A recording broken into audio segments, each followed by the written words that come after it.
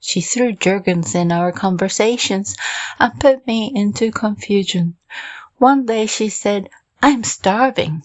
I thought she might be hungry, which turned out to be she was cold. Another day she said, "Oh, Martin's Wayne's this and that." I was thinking, who is this Wayne? Which turned out to be Martin's children. This time he made his home in the smuggler's cave at Blackhead. High up on the right-hand side of the cave, just inside the entrance, is a cavity in the rock face.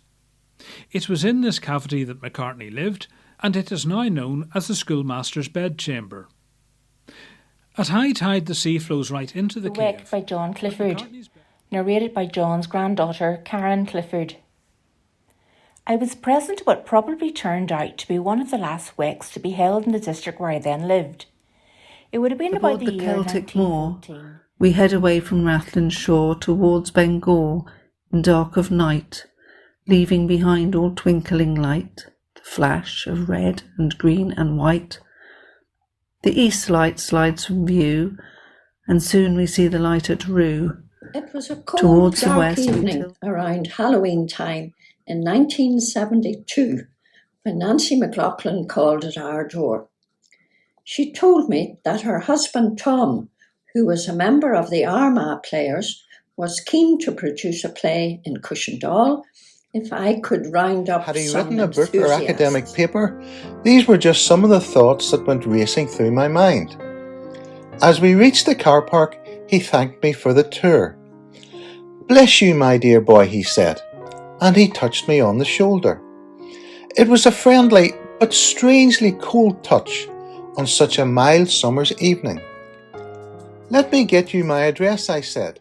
The wily bishop exclaimed, "Would you believe that?" and pointed to a passage. The curious devil approached, and in a flash the good bishop slammed the Bible shut on the devil, rendering him helpless.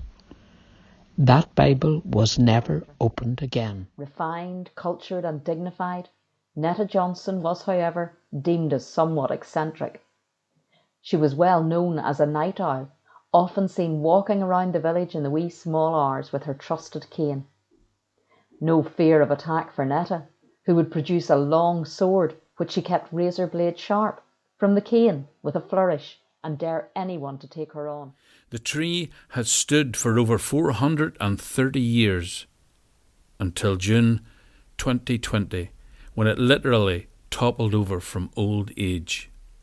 It was beloved by locals and tourists, and was affectionately known as the Spanish Armada tree.